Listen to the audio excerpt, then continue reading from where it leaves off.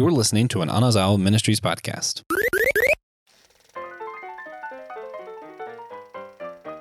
Is there a purpose to screaming in space? If no one can hear you do it, we're going to be asking that question and a lot more on today's episode of the Drive-In series of Systematic Ecology. We are the priests to the geeks. I mean we, because it's not just me, Christian Ashley. I am joined by one of your favorite guests, Joe Dea. How's it going, Joe? What's up, you geeks? I'm glad to be back. All right. Joe, this is part of our Halloween special this year for our drive-ins. We're doing movies that aren't considered to be horror by some people. And we're going to have an interesting discussion on that, I'm sure. As we discuss the original Alien, 1979, Ridley Scott. Joe, we have just left the drive-in. Seeing this for the first time, what is your first reaction to this movie, or the first thing you want to say? That was intense would be the first thing coming out of my mouth. See, I'm in an interesting position as far as this particular question goes, because we are next to a cinema that does that participates in events that happen every year. They generally works out to about once a month. They'll do some form of classic movie. They generally have a theme for when they show them, and Alien was one of the movies that my wife and I went to go see this year. So I've actually experienced walking out of the theater just this year of having watched it. And those were my words, that was intense, because I knew going into it how visual everything was, how immersive this movie is. And I'm, spoilers, I really like this movie. But to see it on the big screen was just a whole other level, I can only imagine 1979 coming out of this. Like, maybe you've heard, maybe you've seen the trailer on TV, but then like leaving that theater, what would I have said? It's like, dang, I'm terrified. I'm happy right now. I am looking over everything, making sure there ain't no face huggers coming around to make me, what I don't want to be is a potential breeding subject for them, for their xenomorphs. I am done with that. No, none of that. But I had a fun time watching this movie. Now that I can calm down and go, okay, it's safe. They're not real. I'm fine. Like, this is cinema. Yep. Yeah, I think that's a great word for it. Is the first time you watch Alien, especially if you're somebody who, maybe about the xenomorph, and maybe about the chest burster scene or whatever, but you don't really know the story of Alien, and seeing it for the first time is a cinematic experience. Mm-hmm. Yeah, I rewatched it earlier today on my local big screen of my TV. And yeah, it's the claustrophobia you feel from this movie just hurts. But it's also like, okay, let's relieve the pressure for a little bit. Oh, now we're back in. It's like, I hate what I'm experiencing, but I love it. Yeah. This is a prime example. This is the kind of movie that gets me playing the role of the old man yelling at the clouds, talking about, and you'll actually find a lot of people who lean into the more horror-centric themes of this movie saying this, that practical effects are king. They just are. You cannot negotiate your way out of. The brain being able to do a better job of suspending disbelief and immersing yourself in the environment when the avatars that you are experiencing the movie through in the characters are actually engaging with a real environment. And to say that this movie, in all of its disgusting grime and horrific situations, is really and fundamentally a beautiful movie visually, is an understatement. This thing does...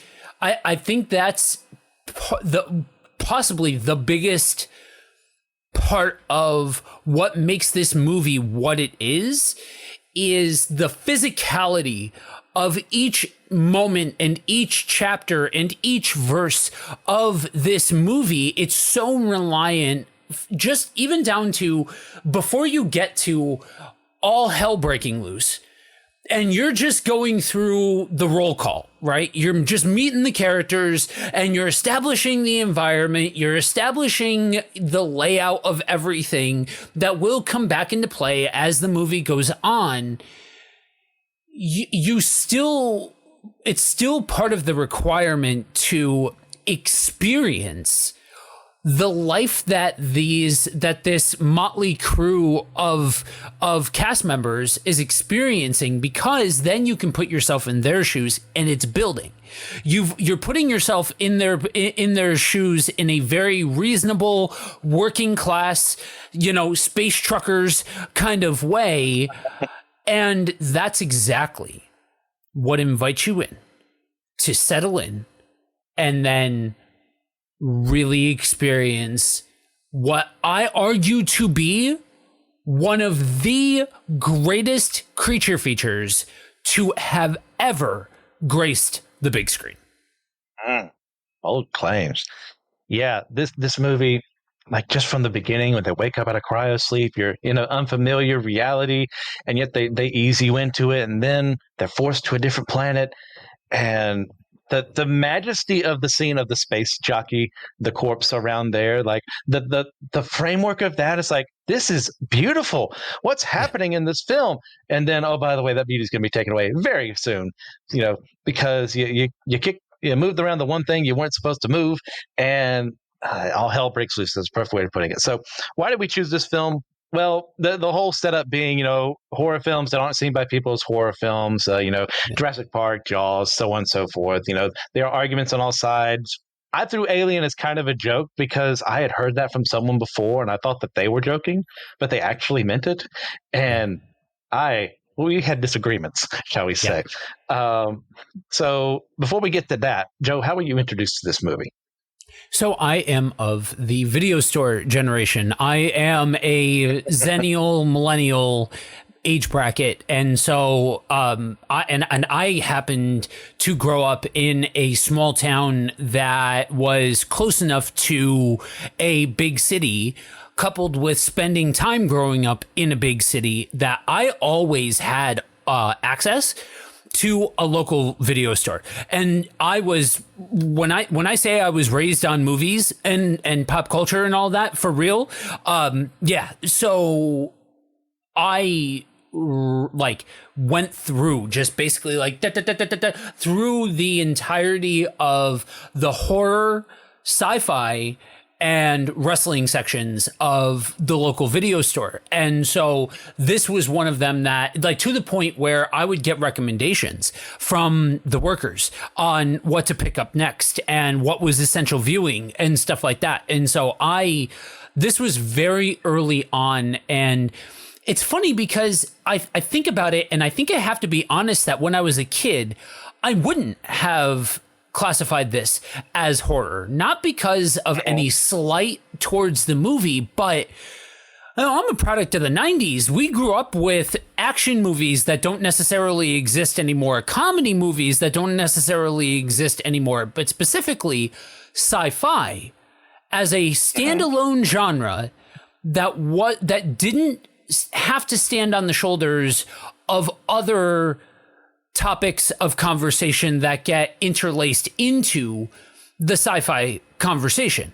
And so for me, this was sci-fi, and peak sci-fi at that. But also it's worth mentioning that I grew up in the slasher genre. I grew up during that craze. So I was watching everything from the 70s to the 90s from an age that at this point I would say is inarguably too young, but I grew up watching guys like Freddy and Jason and Michael and Chucky and that sort of deal. So this did not look like any other form of horror that I was experiencing at that point. And so for me, I compartmentalize this away as something like I said, sci-fi, and then if anything, maybe a creature feature sort of thing. Mm-hmm. Yeah. Me, I got into this one later than you, like has been previously established before. As a child, And sometimes as a preteen, I was scared of being afraid. So anything that involved horror, take it away from me. When there are horror elements in my, Western animation cartoons and eventually anime I'd watch along the way, it's like time to skip ahead. It's like avert your eyes. I couldn't even watch the scene in Indiana Jones, the Kalima scene where he steals the guy's heart. That wasn't for me. Now, as I grew up, I just say, okay, I can't be like this. It's time to like be a man and like actually experience these things. So I went into it, and I watched this film, I want to say in college, and by myself in the dark like a fool, and was terrified, and in a good way. Of just being, like I said, that claustrophobic feel. You don't know where the heck this sucker's at. Like, where on the Nostromo am I going to get picked off next? Like, is the flamethrower actually going to help me? Or is it just me just really hoping for the best? I don't know. I'm just here with everyone else. Please let me get to the end. Yeah. Yeah. It's so funny to me to hear, like, it's interesting because horror is one of those genres where it is a vehicle for you to be able to feel a whole lot of different things, and it's safely, because you have the power of an avatar. The avatar is the character that is experiencing these things on the screen, and that's part of why there's so much value in therapeutic uses of horror, because it can allow you to face a fear but not actually have to experience those things. So it's always interesting to me to hear from other people what movies scratched that lizard brain itch in the back of your head that says, this is something that truly terrifies me. I'll throw mine out. You said it. You said it before and just kind of glanced over it. Jaws. Look, you're gonna stick me in the water, in open water, where we only know like an eighth of what actually lives in there. I may be crazy, but I'm not stupid. I don't need to be doing that. And you mean to tell me, especially at night, like swimming in the ocean at night, I am not trying to meet Jesus yet, y'all. Like, I'm good. And so the idea of a shark, now don't get me wrong, like the adult in me, the animal lover in me, the scientist in me wants to throw out all of the disclaimers about how shark aren't actually man-eaters and all of this kind of jazz. Like, I know all of that now.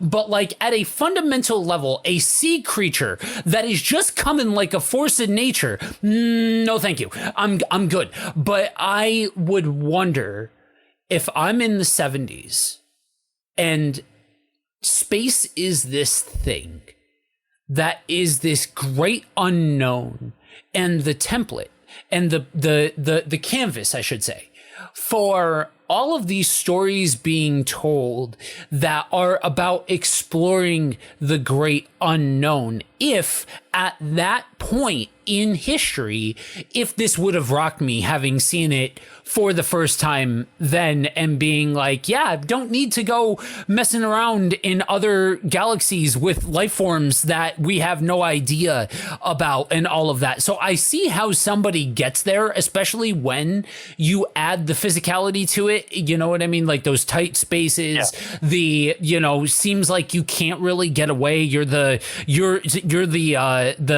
mouse in this giant game of cat and mouse sort of thing.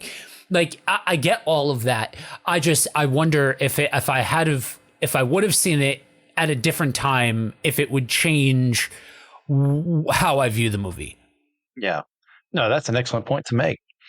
And while we're on the subject anyways, I mean, we mentioned multiple times, like, okay, why, in your opinion, do you think this is sometimes not considered to be a horror movie? Because it's not, especially with looking around at the contemporaries, looking at even the 20, 30 years post this movie coming out, creature features by that point in time were the stuff of satire and spoof, and not really taken with the same kind of gravity, because the dial on the volume had to keep going up. The jumps had to keep going up. The intensity had to keep going up. And different things started to take the spotlight, especially when you talk about the 70s exploitation into the 80s slasher into the 90s, turning the camera around and saying, what if the person is the creature sort of thing? And then 2000s becoming more about supernatural.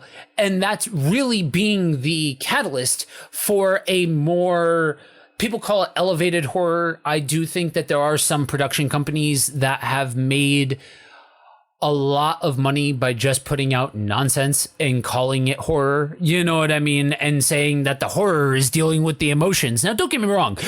Emotions are a horrific thing sometimes. They absolutely are. But I think there's been a lot of stretching over the years of what constitutes horror and things like that, as it should be, because it is such a broad and all-encompassing genre. But I do think that's a big part of it, that the different eras that came after this, the fact that so much of this lives and dies on the experience factor, right? You pluck Freddy out of the original setup with it being centered around the high school and being centered around the boiler room and being centered around these very specific scenes, or you pluck Jason out of Camp Crystal Lake and he's not doing the same exact things. Those franchises have shown that there's longevity in sticking the killers in these different situations, whereas with Alien, some of the most divisive entries into what has now become this giant timeline in canonicity have been some of the most divisive, have been some of the ones that are the biggest departures from what really brought this movie to the dance. And so I think I think this movie approaches horror from a different angle that history hasn't always been super favorable on as being an acceptable form of horror, or at least a popular form of horror. Okay. I think if this movie came out in the 20s, it's legendary. I think even more so than it actually is. Like, you take the idea of a space entity, and it's not super schlocky, and it's not, little green men. It's this unstoppable force of nature. If this movie comes out even 10 years before it did, it's blown everybody's minds and is the standard bearer for what it means to be a part of the horror genre. Okay. Yeah. I've always considered it sci-fi horror in my heart of hearts. For this film in particular, like if we were talking Aliens, I would give a lot more leeway to someone to say this is not horror. It just has horror elements. Yeah, I get there. Then hot take, I do enjoy Aliens more than Alien. But it's just the setting of where we're at here and what's happening to our characters, the unknown. And then when the unknown appears before them, it just makes it 10 times worse. Yeah. Of what's happening here. And if it's not necessarily saying any film where I feel scared, that's automatically makes it a horror movie. Yeah. It's when you continually put people in those situations multiple times over. I kind of think a theme is occurring here. Yep. And I have had arguments with more genre purists, shall we say, who say this is sci-fi only because it takes place in space. And their arguments is better defined than that. But for the sake of making them straw men, I will say that. There is some, just by virtue of the fact that you said that you like Aliens more than Alien, some college student in a cinema class right now is so incredibly pissed off at you and you are the Christian. This is Scream 2. You are responsible for some college student busting their phone right in the middle of class because he heard somebody say that they liked the sequel better than the original. So, yeah, that's where I stand on a whole ordeal. I'm a lot calmer than I was as a younger man. So I'll argue with the people on that issue, but that's where I stand. Yeah. It's so I would say that Aliens, in the same way that Alien is a horror, keeps up the trend. I will say it is more. It tries a lot. It doesn't try nearly as hard to be specifically horror than the first one does. Yeah. But I do believe that there are enough continuous situations that take the viewer into different realms of horror or facing different fears that you can constitute this as horror as a whole. Just there's not this one clearly defined genre to the horror, or one specific metaphor that's being used. You can read a lot of different metaphors into this, and somebody who reads feminism into this is so mad at me right now, and I get it. But I would argue that the theme of motherhood and that aspect of it, aside from some really specific disgusting imagery that's used in this one, those actual themes don't really start to come out until the sequel. Yeah. There's plenty of phallic imagery and the opposite to go around in this film, but that's a different discussion for another day. So to get into the actual proper conversation.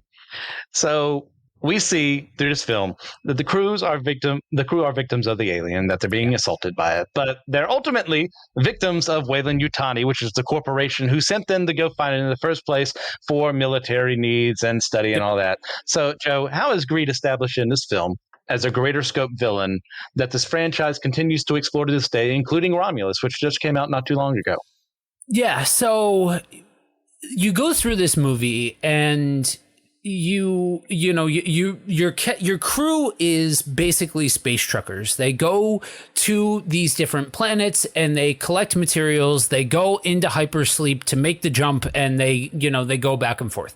And that's really the biggest setup piece that you get to establish who everybody is, what their role is on the ship, and all of that. Then you kind of let that become background as the weird starts to take place, right? The ship is responding to a distress beacon, and you find out that it's baked into the code of Mother that they have to respond to any SOSs that come out, any distress beacons that they come across. And so it's kind of playing in the background through the catalyst of Mother and through the AI component that I'm sure that we'll get to, and all of that sort of jazz, that it's not overt until you find out that the company has invested interest in basically sending them off to be very disposable, to go pick up a life form and all of that. And so the ones that are, really behind the crew getting to this creature feature are ultimately the background big bads that started off as a statement against capitalism and big companies and all of that, but ended up becoming really the backbone for expanding this thing out into a larger franchise that has its high points and its low points. Most definitely.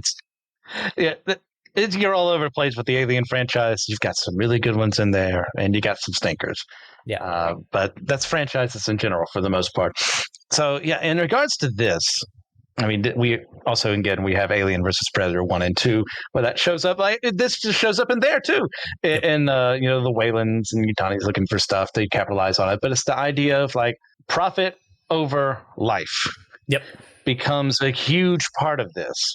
And Mother is programmed to stop for SOS messages, not for altruistic reasons. Right.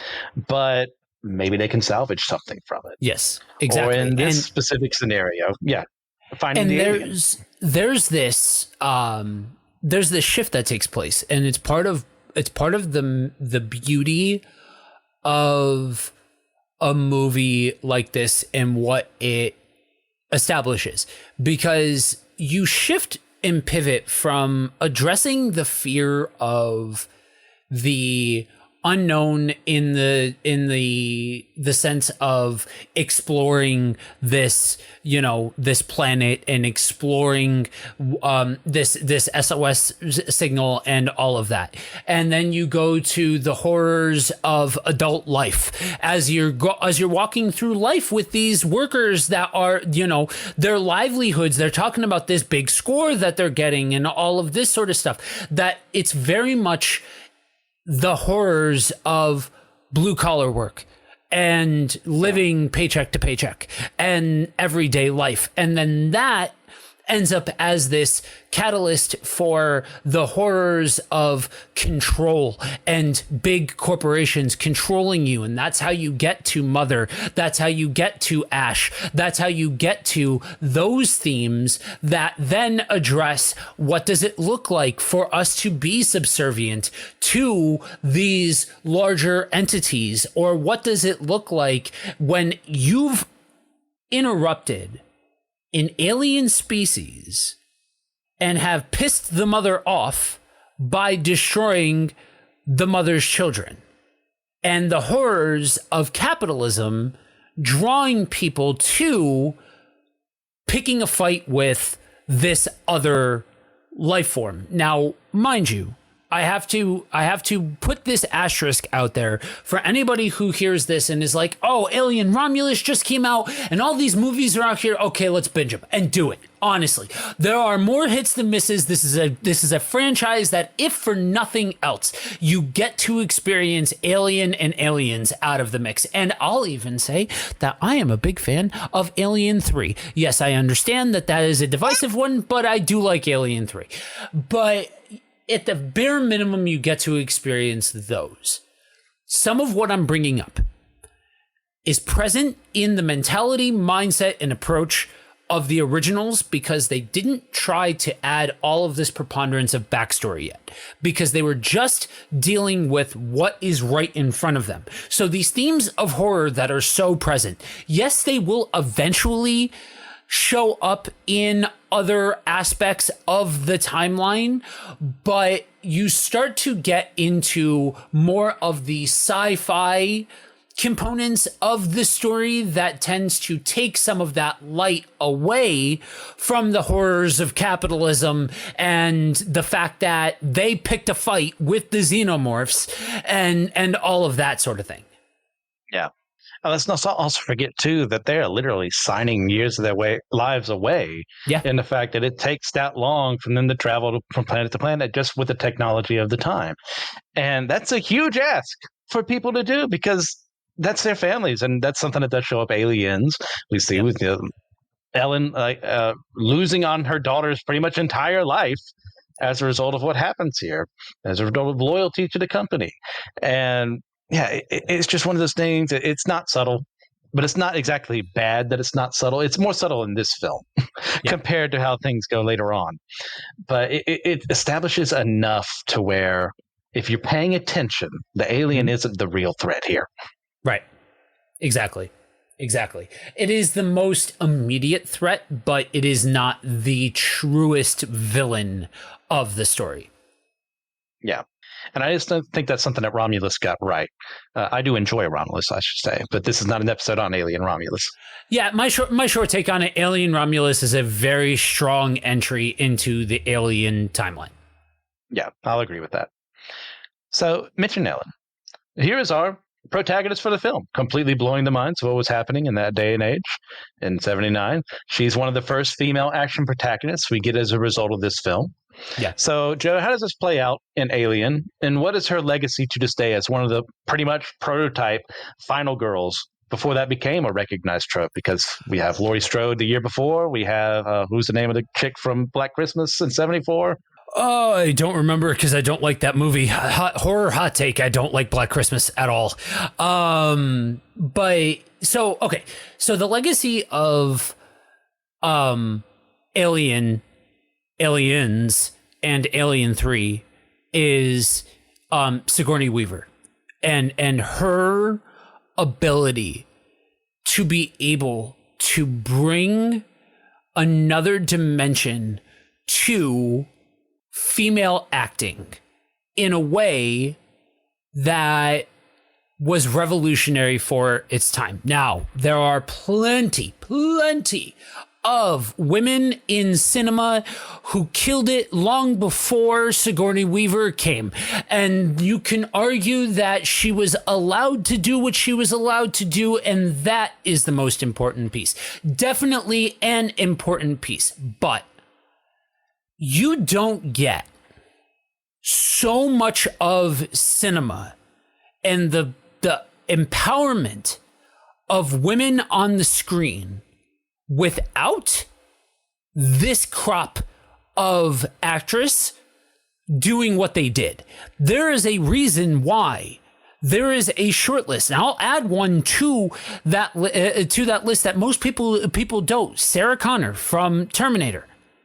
Absolutely. Where you are given examples of women who think intelligently, have strong decision-making skills in the face of danger, are able to bring a level of physicality to it that women weren't necessarily allowed to bring, and destroy so many stereotypes and archetypes of the time. Like Alien is revolutionary in that particular regard. And so you get this story playing out of several people of the screen. And again, this movie, this franchise, it's a lot of things. It's beautiful. It's all immersive. It tells a great story. It is not subtle. It is not, you are not at any point going to watch these movies and say, man, they really excelled on telling a subtle and nuanced story. Nope. You're going to get smacked in the face with a fish from within the first 5 minutes. And that's okay, because it does it well, because it's actually telling the story. It's actually pushing the whole dialogue forward while showing a woman making better decisions than the men on the crew. That there were more, that she understood survival and was a woman, rather than we are purposefully trying to ham-fist a subtext into a movie that can't actually support it. The movie supports that decision-making process. And so you see all of these decisions that she's faced with along the way, and you see her just making right call after right call after right call, smart play after smart play after smart play, in a way that says, hey, you know what? This is a person who had to give up and make really big sacrifices for the betterment of their family. Check. You have a group of people that can resonate with that particular thing. You've got a woman who otherwise feels disempowered, and it feels like the weight of the world is coming in around her, and she has to make these calls, one right after another. Check. You've got that as well. And you have somebody who is at the behest of somebody else and being controlled by somebody else, just at a human level. It doesn't even to just be women. Check. You got that one too. And so you have all of these components of her character that unfold along the way that are encased within these set pieces, like we talked about at first, these different situations that just make the hair on the back of your neck stand up because they're so visceral. And she plays it so straight that she's allowed to just be a person without needing to be a damsel in distress or needing to be this placeholder for all of these different ideals, to the point where you're no longer telling a story, you're just going from ideal to ideal to ideal. And so there was a very short list of people that in the 70s and 80s were actually seeking to write women well. And this movie crawled so that way so many others could walk and run. Yeah. You bring up very excellent points. I mean, she is pretty much the most rational person on that ship. Not for the sake of, well, women are just wiser, but like, no, she's doing her job. She's doing her job. That's what it comes down to. For a reason. Yep. Like, you're not supposed to bring foreign elements inside of a ship. Yes, he may have died, and we would mourn that loss. But is that really what you want to happen, for the rest of the crew to get infected by whatever the hell this is? No. Her job is to do that, and she's only unable to do it because Ash kind of pulls rank in that scenario and creates a way to fulfill his mission, and we'll find out, to bring the organism on. Otherwise, we would have lost Kane and maybe the other guys in there too, but they might have been able to lift the ship off and deposit it on the planet and just leave. Yep. And everyone else gets to live. Yeah, which sucks, but hey, more people live in that scenario because she did her job. She's competent. It's not in the way of, guys, did I tell you that I'm a woman and that I'm smarter than you and I'm better than you and I can fist fight this alien by myself? Like, no, she is in the realm of her femininity without like becoming a prop, without becoming a vehicle for just what someone wants to happen versus like compellingly crafting a character like her. She has flaws. She has successes. She is the whole package. And as we continue on through her, most of the films, she does extremely well under competent direction and script writing. Yep. And it's good. It's great because, I would argue we don't have Sarah Connor in her way that she ends up in the Terminator franchise without, Ellen Ripley being the way she is here. Yeah. Like, there's, like you said, we mentioned earlier, there are other female, characters from the past I could have looked at, but this brings that way more into the mainstream. Well, that's so James Cameron actually has stated that the original Alien was a big influence on Terminator, and that's part of why he ended up getting involved in the Alien franchise. And that makes perfect sense. Absolute perfect sense.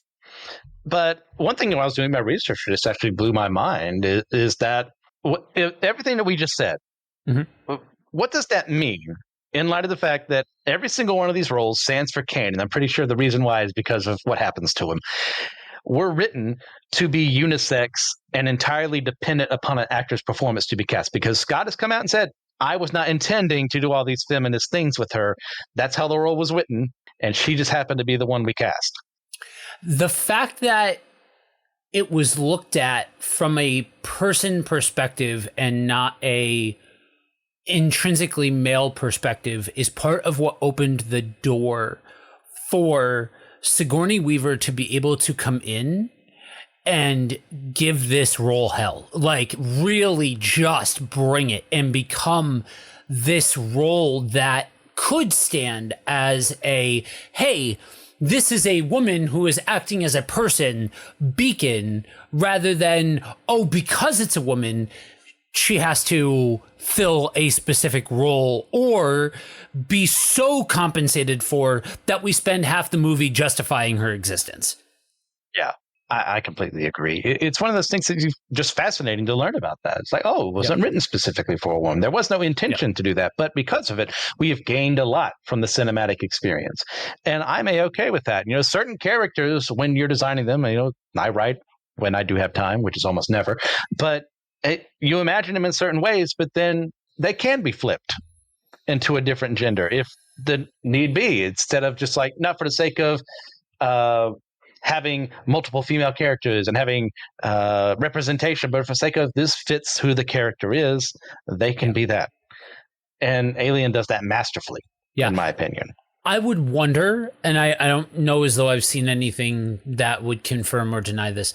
So I would wonder if part of the mindset was the whole aspect of Mother and Ash, and that aspect coupled with the xenomorph being such a prominent component of the story, and the ship being such a prominent component of the story, that everything else around these characters and this crew is so non-gender specific that in order for it to make sense, we make the whole thing non-gender specific, thus opening the door for all of these things to be able to play out as they have, and for somebody like Sigourney Weaver to be able to capitalize on this opportunity and be able to create this incredible character that has all of this impact, but that started with just trying to fit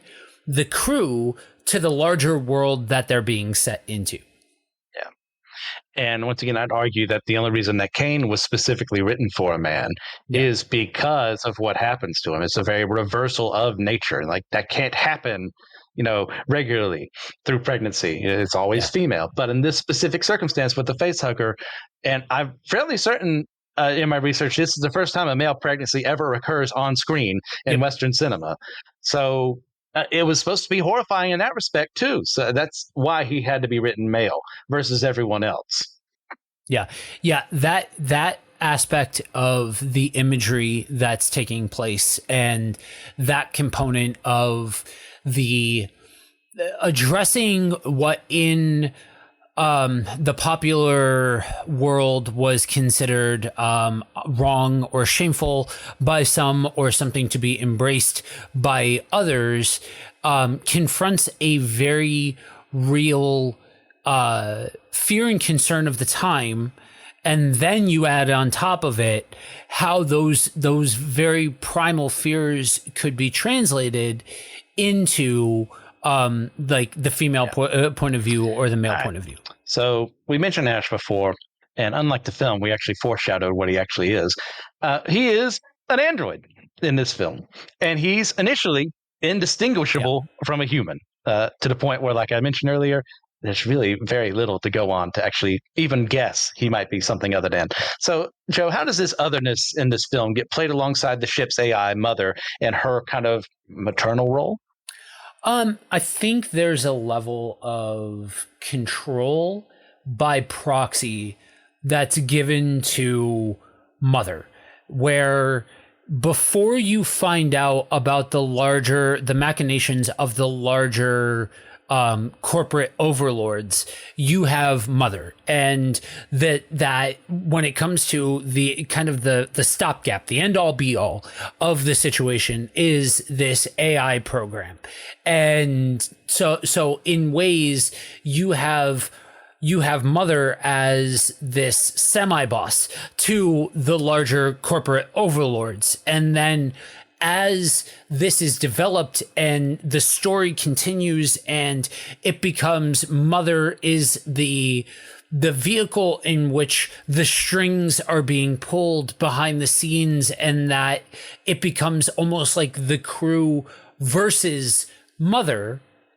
And then you have the shift of Ash into the like giving it up that he is an android and that his ultimate goal was to ensure the safety of the organism and that it makes it back. There's almost this mother-son dynamic by virtue of the anthropomorphic aspects of Mother, but just what is clearly supposed to be there. And then Ash, even though being an android, is obviously disguised or generated to be male in human nature and in human aspect. And so it's kind of a natural fit to look at that mother-son relationship where Mother is the one that is saying, okay, this is what needs to be done. This is the operative goal. And then to have Ash being in that role of, okay, must do what is being commanded. That is the goal, and will stop at nothing to make sure that goal is accomplished. I can't remember where it's in the film, but Dallas mentions like, hey, like I used to run with this other guy as our science officer, but the company forced this guy on me and didn't tell me why. So he has his role as the other from the very beginning of this person that they don't know as well, who is getting a little harder to ingratiate himself to the people. And he's not there to be their friend. He's not there. He's there to do a job, which isn't the job that they would think he's assigned to.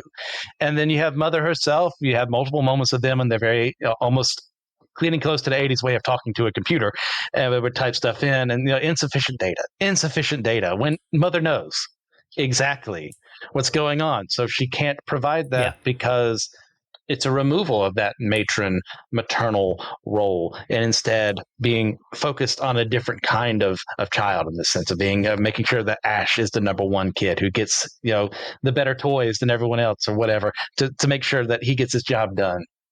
And it's a complete betrayal of what is supposed to happen here. They're supposed to be a crew. They're supposed to trust each other. They're supposed to be able to trust that their AI watching over them is watching over them, and not just, once again, going back to profit over life and how Wayland Yutani runs things. And I think that's really masterfully done here, because they've got a huge other in this film, in the xenomorph itself, but it can't talk to you. It can't interact with you in that way. It can only murder. Right. So you need someone else to be that force of speaking into the world in the evil fashion that I think heightens the evil of the alien as well.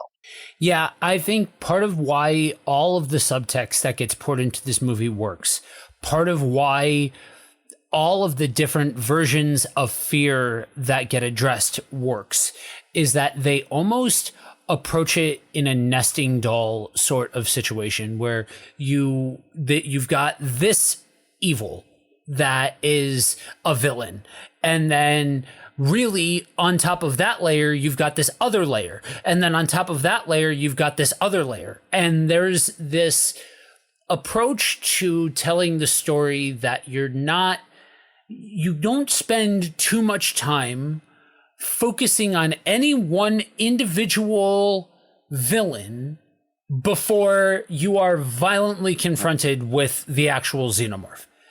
Because there are so many layers to it, that it does a job of putting so many things on the table that could be picked up in other movies, that at the bare minimum makes this movie feel so large in scope that it allows you to say, okay, this is a world that exists beyond just what's being shot with the camera.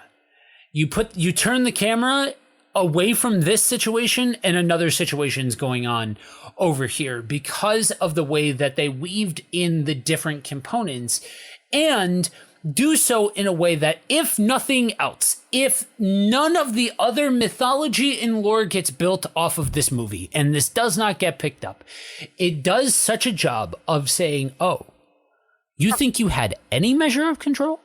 You think you had any say in what is happening in any of this? No, I've infiltrated your ranks. I've put you against the ultimate killing machine. You are completely and totally at the mercy of the overlords. And that's when you know you've done something. That's when you know that you've created a world, because you could have a standalone component of this that says Mother is the operative. Mother is the big bad of the story, and maybe it leaves you on the xenomorph hook, and then you don't really get a creature feature in the purest sense until number 2. There's a world where you can have the AI conversation by itself and still have a compelling movie. Or you can use it to bolster the other components of the movie that are happening around it, like what we see. I completely agree. This is just masterfully done in that regard. But final question before we end our rating and review for today. Some have seen this film as being anti-exploration and especially anti-curiosity, as both of these elements kind of lead to the discovery of the xenomorph and the death of the crew. What are our thoughts on that particular idea? Those particular ideas.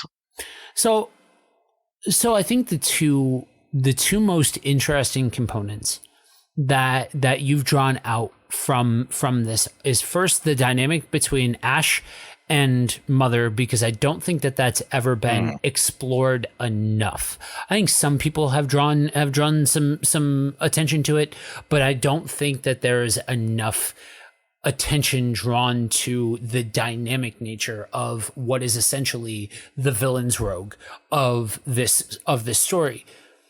likewise, this question of exploration and drawing attention to how this could be telling a story that it's a bad thing to embrace the unknown.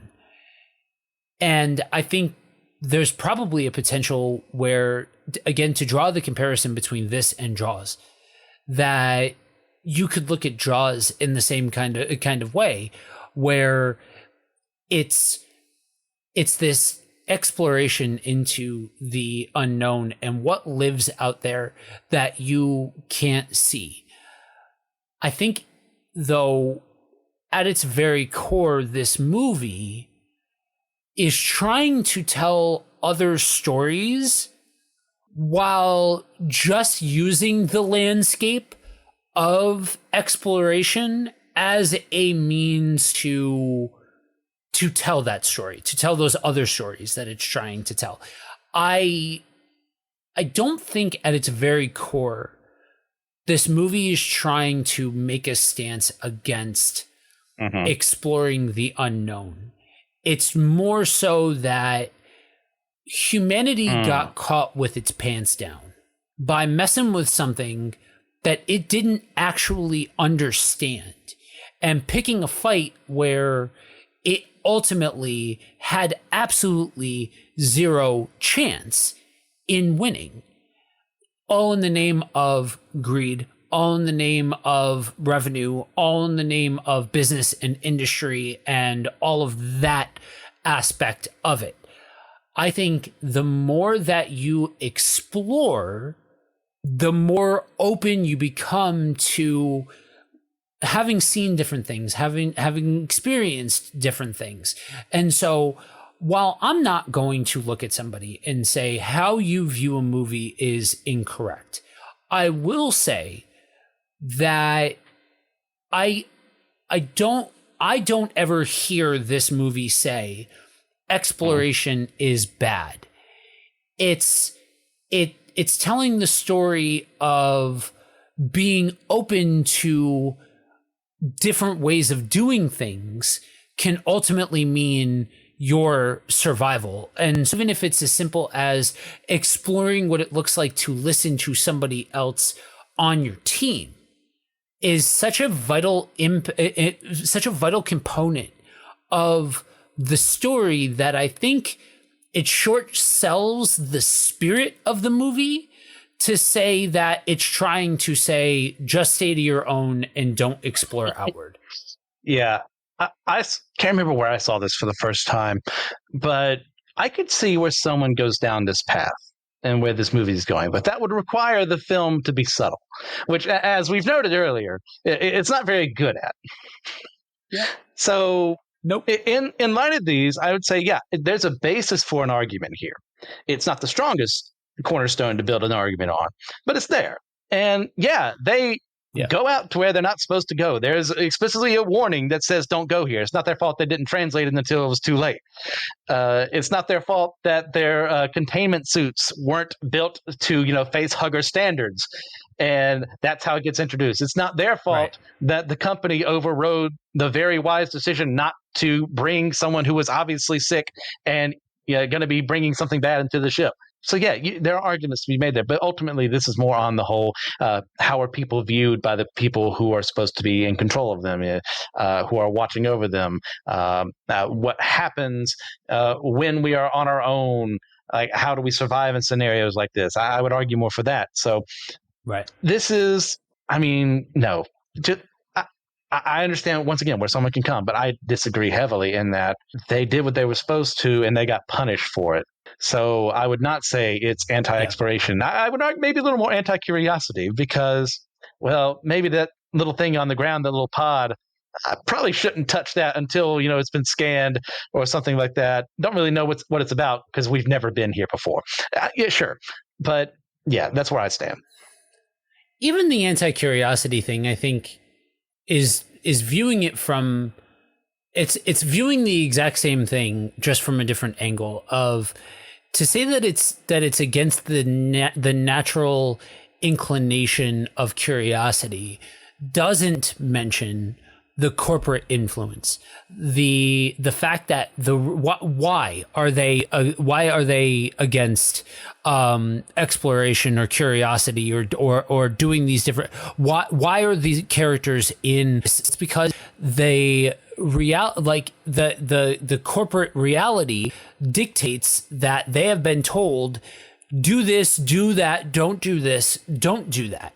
I am following protocol by doing this. So again, we go back to the conversation of the horrors of corporate overlords and greed and that aspect of it, more so than specifically just camping at this idea of, is it okay to be curious? Is it okay to explore? I just feel like it takes in some of it. So again, I can't say that it's wrong.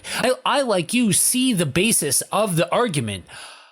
I just think that it's like starting the conversation, but not actually taking the conversation to the further extent, because you're not taking into consideration in the conversation the other components of why they were sent there and the mother aspect of it all and the Ash aspect of it all. It's not taking the full picture into it. It's just saying, oh, this is this one little sliver of it, and we're building out a critique that this movie is trying to convey around this one very specific component of it, while not really allowing the other components to play into it. Yeah, most definitely. What do you say we rate and review this sucker? What do you think? Out of 10, where does it stand? On its own, there's two answers to this question. There's the movie by itself. How does it rank as a standalone movie? We're talking 9.5. Easily 9.5. Okay. But you need to engage with the entirety of the movie to get there. This is not a movie that you turn on in the background and get the full experience. You really need to allow yourself to enter into this movie, and you will benefit from that in your cinematic experience.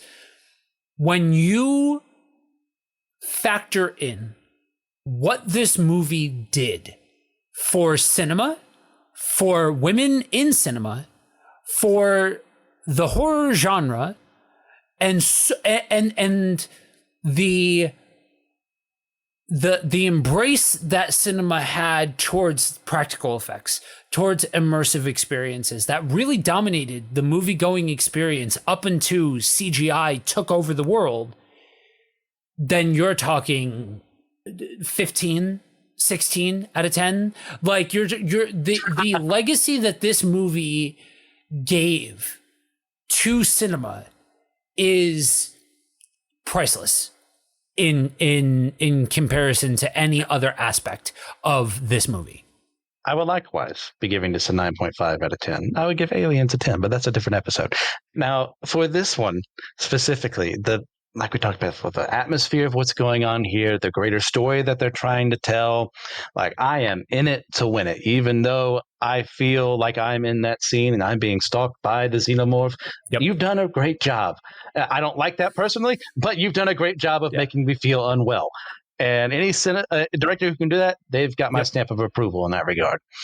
But you know what? I'm never coming back for that cat. No cat is worth losing your life over. I'm done. It's like, that's why Newt is better in Aliens. It's better to go back for a child than a cat. Phenomenal. Yeah. I will say,